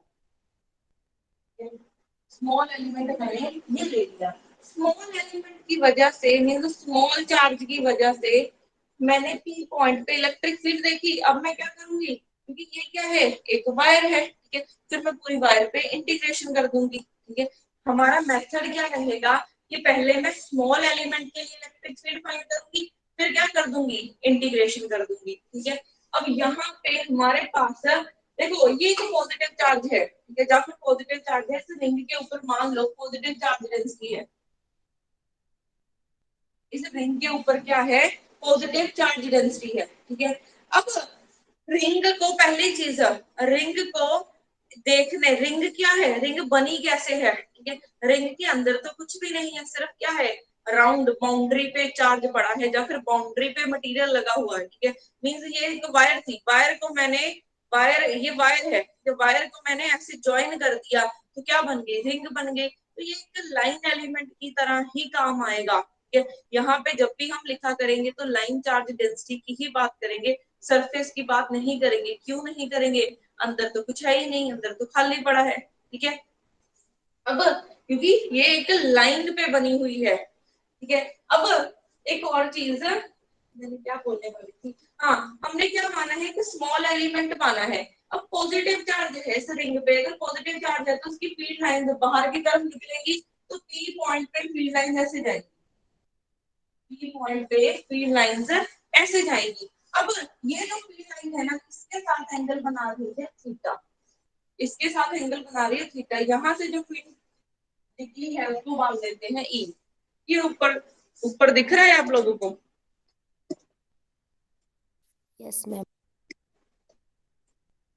तो यहाँ से जो इलेक्ट्रिक फील्ड लाइंस निकली, इसकी डायरेक्शन ये थी, और ये मैंने मान लिया कि इसके साथ एंगल कितना बना रहा है, थीटा बना रहा है, ठीक है। अब मुझे इलेक्ट्रिक फील्ड की वैल्यू चाहिए, डीई, ये डीई ही होगा, क्योंकि हम बात कर रहे हैं किसकी, स्मॉल एलिमेंट की बात कर रहे हैं, तो स्मॉल एलिमेंट की वजह से इलेक्ट्रिक फील्ड कितनी होगी, DE.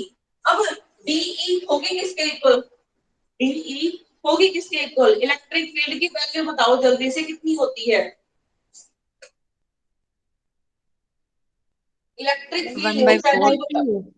1/4 pi epsilon naught Q by R square.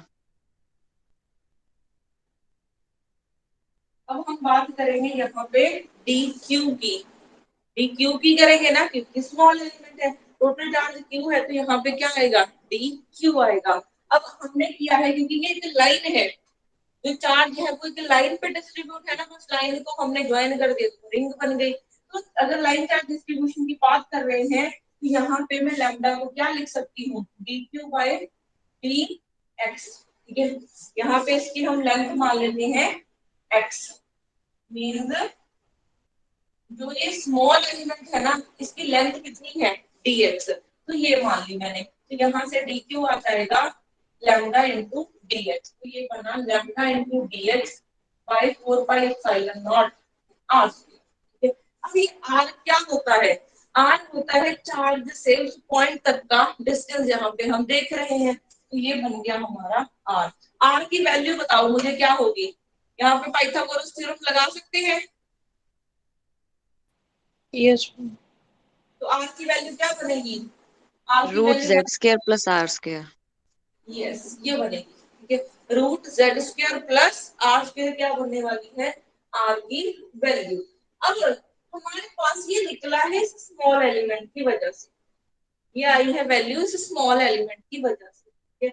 अब अगर मैं इस स्मॉल एलिमेंट के कंपोनेंट ब्रेक कर दूं ऐसे,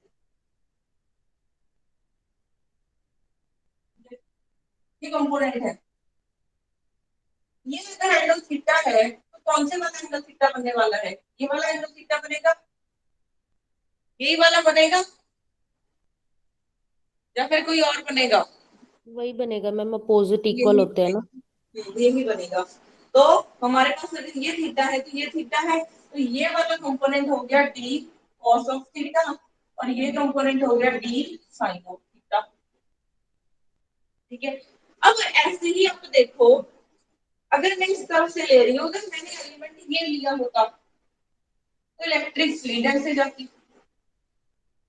इलेक्ट्रिक फील्ड ने ऐसे जाना था। ठीक है, अब ये भी एंगल बना रहा है थीटा, अगर ये थीटा बना रहा है तो सेम इसका भी बना लो, ये थीटा है तो ये वाला थीटा हो जाएगा। ठीक है, तो इसका ये वाला कंपोनेंट डी कॉस थीटा, इसका ये वाला कंपोनेंट क्या हो जाएगा, डी साइन थीटा, बना है ना। तो अगर मैंने यहाँ पे स्मॉल एलिमेंट dx लिया था, मैंने सेम ही एलिमेंट ले लिया dx, चार्ज तो सब जगह ही सेम है, जितना चार्ज इसमें आया उतना ही इसमें आया, तो जो डी है सेम है। तो देखो एक कंपोनेंट इस तरफ जा रहा है, एक कंपोनेंट इस तरफ जा रहा है, तो दोनों क्या कर सकते हैं, एक दूसरे को कैंसल आउट कर सकते हैं। तो अगर आप यहाँ से स्मॉल एलिमेंट लेते फिर इस तरफ से ले लेते, तो इनका साइन थीटा वाला कंपोनेंट हर बार क्या होना है, कैंसिल होना है। तो सिर्फ ओवरऑल जो इलेक्ट्रिक फील्ड है वो किस डायरेक्शन में आ रही है, वो आएगी इस डायरेक्शन में, डीई कॉस थीटा की डायरेक्शन में। ठीक है, मैं दोबारा बता देती हूँ, देखो ये यहाँ पे बना दी हूँ, ये पॉइंट है। ठीक है, यहाँ से जो फील्ड आई वो ऐसे गई, इसका ये कंपोनेंट था। ठीक है, ये बना रही थी एंगल थीटा, ये वाली जो मैंने लाइन बनाई है। ठीक है, ये वाला कंपोनेंट हो गया डी कॉस ऑफ थीटा, ये वाला कंपोनेंट हो गया डी साइन ऑफ थीटा। अब एक एलिमेंट यहाँ से आया, यहाँ से फील्ड बनाई इसने ऐसे, अब इसके कंपोनेंट ब्रेक कर लो, ये वाला एंगल हो गया थीटा, तो ये इसका इसके ऊपर कंपोनेंट डी कॉस थीटा हो जाएगा और इसका इसके ऊपर कंपोनेंट डी साइन थीटा। ये दोनों क्या है, इक्वल एंड अपोजिट है, कैंसिल हो गए। तो ओवरऑल फील्ड चाहे आप ऐसे बना दो चाहे आप ऐसे बना दो, सब जगह ओवरऑल फील्ड किस डायरेक्शन में रहने वाली है, डी कॉस थीटा की डायरेक्शन में रहने वाली है। पहली चीज, सबको इतनी चीज क्लियर है? Yes ma'am. ठीक है, अब उसके बाद हमारे पास क्या, हमें पता चला कि डी कॉस थीटा की डायरेक्शन में आने वाली है। ठीक है, अब यहाँ पे 2 टाइम्स डी कॉस थीटा मत लिख देना, क्योंकि ऐसे तो आपके हजारों कंपोनेंट आ जाएंगे, इस तरफ से फिर दो दो करते जाओगे। ठीक है, हम क्या करेंगे, दो दो नहीं लिखेंगे। अब हमें ये पता चल गया कि डी कॉस थीटा की डायरेक्शन में हमारा आंसर आने वाला है।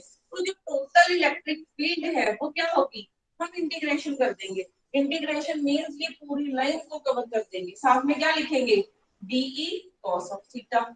यही आ रहा था ना हमारा कंपोनेंट, डीई कॉस थीटा ही बचेगा सब जगह से।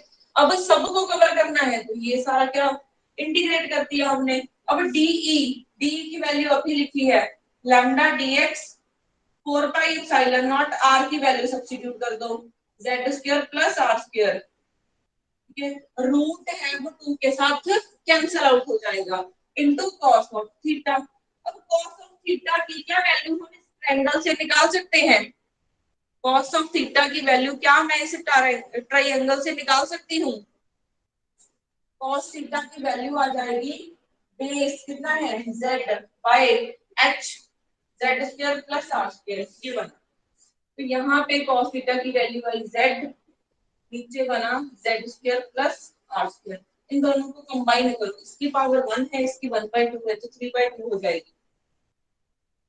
तो लैम्डा भी कांस्टेंट है, जेड भी वेरी नहीं कर रहा है, जेड भी वेरी नहीं कर रहा है। ठीक है, तो हमारे पास जेड भी बाहर निकला है, 4 पाई एप्सिलॉन नॉट कांस्टेंट है।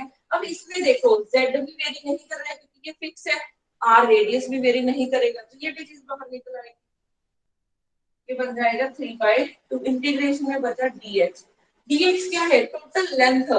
इस रिंग की टोटल लेंथ कितनी होगी, इस रिंग की टोटल लेंथ कितनी बनेगी, 2 पाई आर। यार ma'am 2 pi R 2 pi R. तो ये लैम्डा जेड यहीं पे लिख देते हैं, ये बनेगा 2 पाई आर।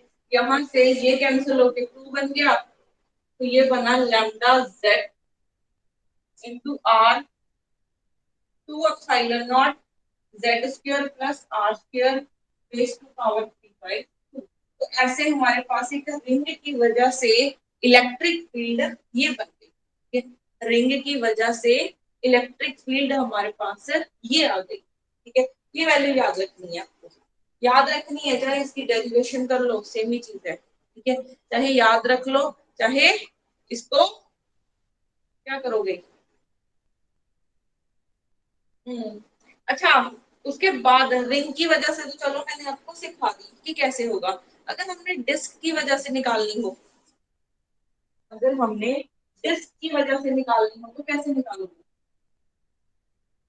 अब electric field due to ring ये आई है lambda Z R by 2 epsilon naught Z square plus are square raise to power 3/2 ये आई है।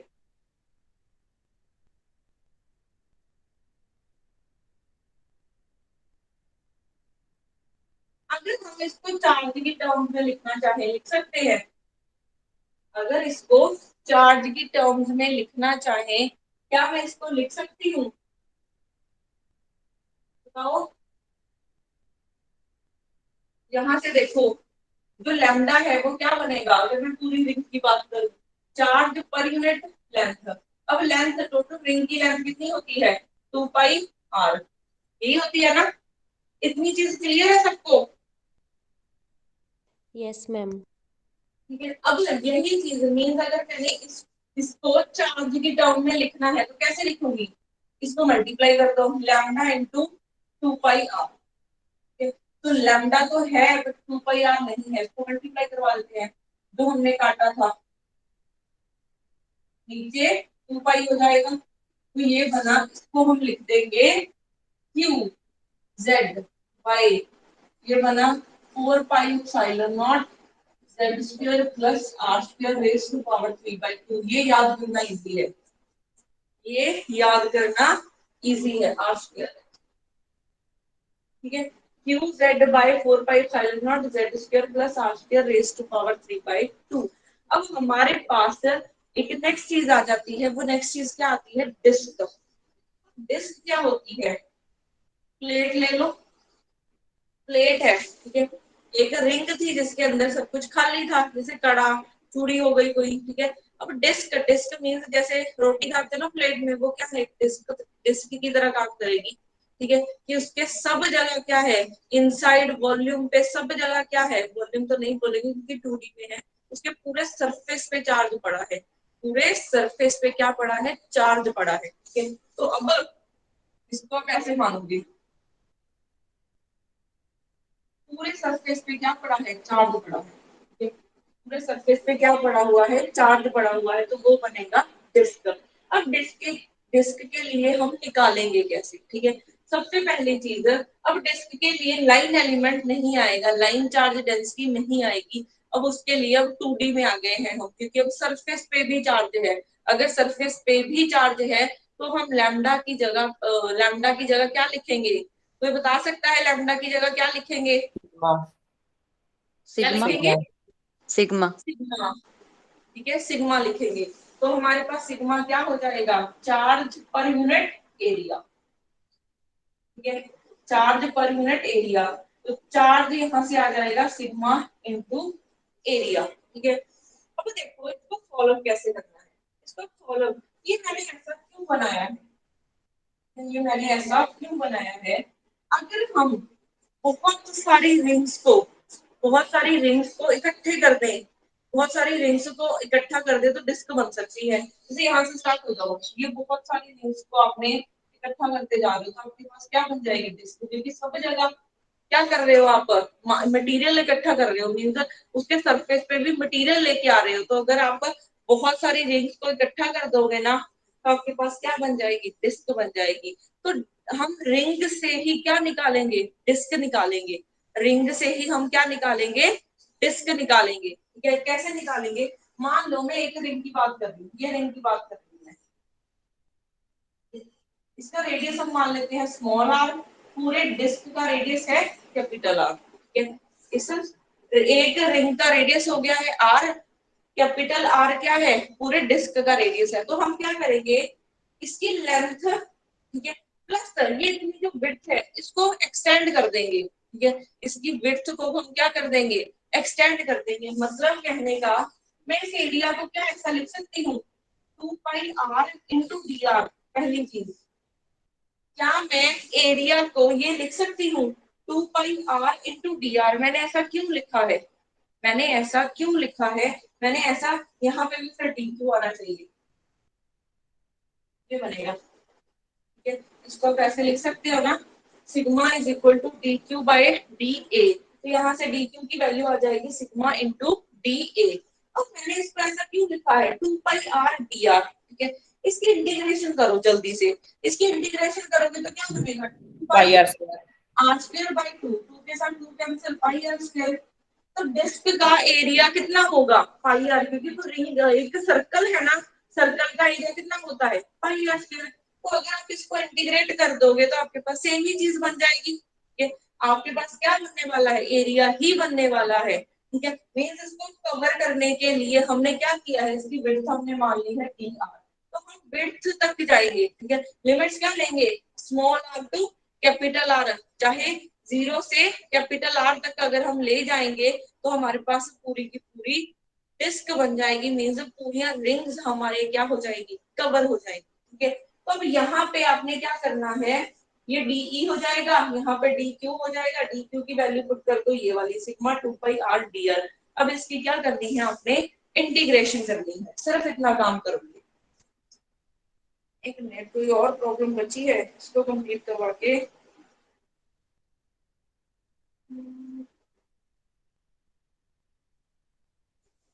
तो आपने यहाँ पे क्या करना है, डीई, क्योंकि एक रिंग के लिए यहाँ पे मैंने ये कर दिया। अब वैल्यू सब्स्टिट्यूट कर दो, वैल्यू सब्स्टिट्यूट की तो sigma 2πr dr divided by 4π epsilon naught z square plus r square raise to power 3/2। अब कर दोगे इंटीग्रेशन, इंटीग्रेशन कहाँ से, 0 से कैपिटल आर, क्योंकि मुझे 0 से यहाँ तक जाना है, मुझे पूरी डिस्क कवर करनी है, तो 0 से हम क्या करेंगे, कैपिटल आर तक जाएंगे। अब आपने क्या करनी है, इसकी इंटीग्रेशन करनी है। मैम ऊपर साथ में z नहीं आएगा, कहाँ पे, यस, ऊपर sigma z 4π epsilon naught z square plus r square raise to power 3/2, ठीक है। यहाँ पे 2π भी बाहर निकल गया, अंदर बचा r, ये बचेगा, अंदर बचा r, r की इंटीग्रेशन क्या हो जाएगी, r square by 2, 0 to r।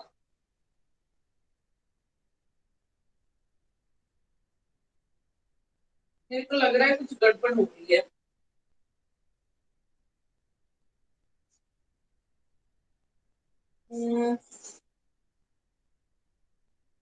हाँ, गड़बड़ पता कहाँ पे की है, यहाँ पे कैपिटल आर नहीं आएगा, यहाँ पे स्मॉल आर आएगा, यहाँ पे स्मॉल आर आएगा। क्यों आएगा स्मॉल आर, क्योंकि वो हम एक ही रिंग की बात कर रहे थे।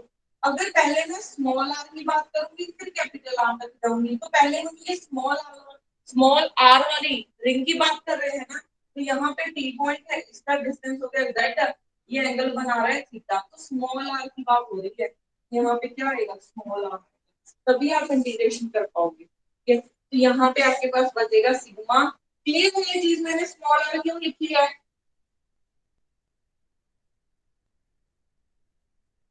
हाँ जी क्लियर है ये चीज, स्मॉल आर क्यों लिखी है। मैम एक बार और बता दो। देखो पहले हमने क्या किया था, ये रिंग थी, ये पी पॉइंट होता था, यहाँ से जेड होता है डिस्टेंस, ये होता है आर, हाँ ये होता है आर, ठीक है। अब हमारे पास केस उल्टा हो गया है, अब हमारे पास केस क्या उल्टा हो गया है, अब जो मैं एक रिंग की वजह से जो इसका रेडियस ले रही हूँ वो ले रही हूँ स्मॉल आर, ठीक है। फिर जो पूरी डिस्क का रेडियस ले रही हूँ वो क्या ले रही हूँ, कैपिटल आर। तो हमें पहले इस एक रिंग की वजह से देखना है ना, उसका रेडियस हमने क्या माना है, स्मॉल आर माना है, अभी मैंने यहाँ पे क्या चेंज कर दिया है, स्मॉल आर में चेंज कर दिया है। बस वो साइन कन्वेंशन की बात है और कुछ भी नहीं है, बाकी सारा कुछ रिंग वाला ही है। पहले वाले में हमने इसको रेडियस को कैपिटल आर मान के चल रहे थे, अभी हम स्मॉल आर मान के चल रहे हैं, सिर्फ इतना डिफरेंस है, ठीक है, सिर्फ इतना डिफरेंस है। Yes ma'am. अब आपके लिए काम है इसकी इंटीग्रेशन सॉल्व करना।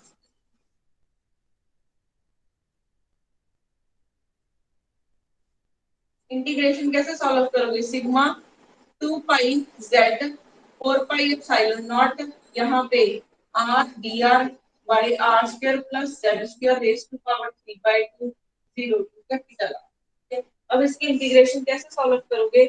इसका डेरिवेटिव मुझे ऊपर दिख रहा है, अगर मैं 2 के साथ मल्टीप्लाई और 2 के साथ डिवाइड कर दूं,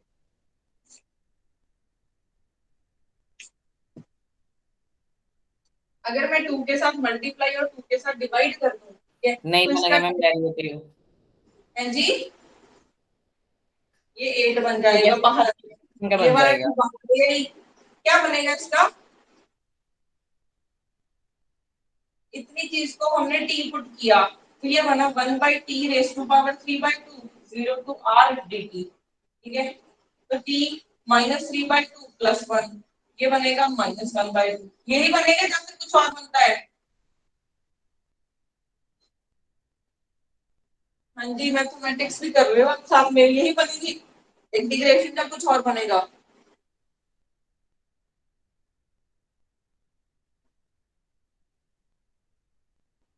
यही बनेगा मैम। अच्छा, अब ये वाला 2 -2 बन जाएगा, माइनस, अच्छा, फिर लिमिट पुट करने के लिए इसको मुझे वापस t की फॉर्म में लेके आना पड़ेगा, तो t की फॉर्म में लेके आई, ऊपर बचा -2, t की फॉर्म में लेके आई r square plus Z square raise to power -1/2 है 0 टू r। तो अब यहाँ से क्या बनेगा? सिग्मा, ये बना, ये z है ना, ये 2 into 4, ये 4 नीचे कैंसिल होके 2 बन गया, तो sigma pi z by 2 pi epsilon naught, pi के साथ पाई कैंसिल हो जाएगा, sigma z by 2 epsilon not.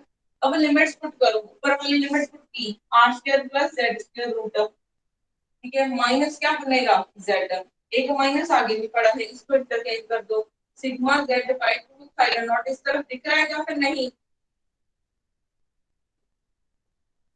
दिख रहा है मैम। इस तरफ, हाँ जी, ये बन जाएगा, तो डिस्क की वजह से इतनी इलेक्ट्रिक फील्ड आती है, डिस्क की वजह से इतनी इलेक्ट्रिक फील्ड आएगी।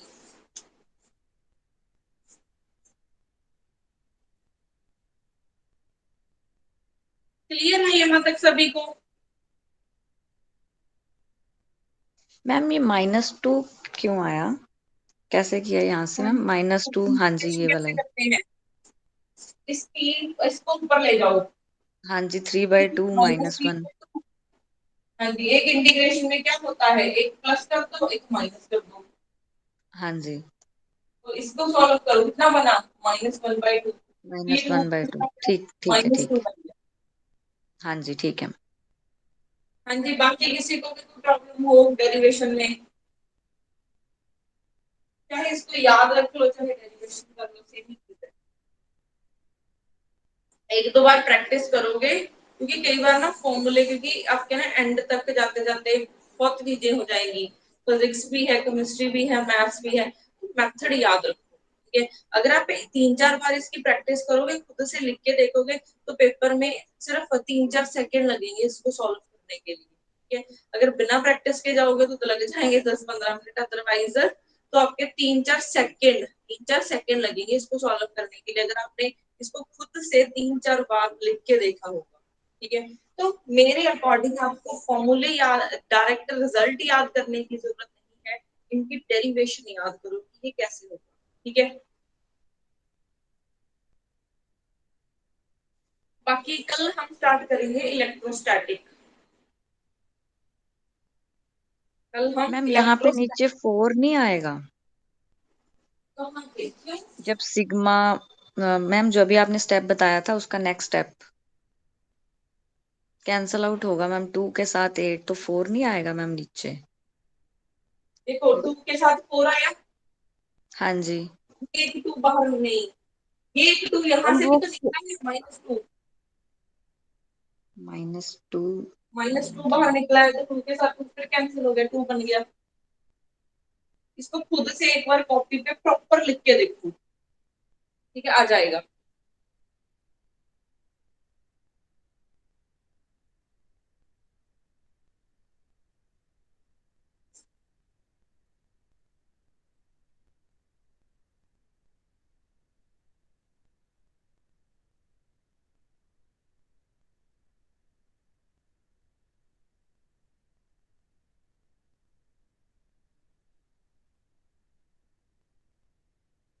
बाकी कल हम करेंगे, तो स्टार्ट करेंगे।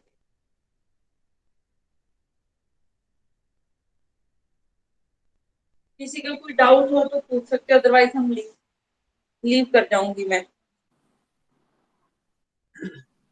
मैम केमिस्ट्री की क्लास के लिए पूछना था कि आज केमिस्ट्री की क्लास कितने बजे होगी? 5 बजे। 5 बजे, क्योंकि मैंने नहीं लगाई ना पहले, मैम की अटेंड की है सिर्फ एक। बस पहले 2 दिन ना इनऑर्गेनिक की क्लास 5:30 लगती है, बाकी रोज तो 5 बजे लगती है। ठीक है, थैंक्स। It's okay.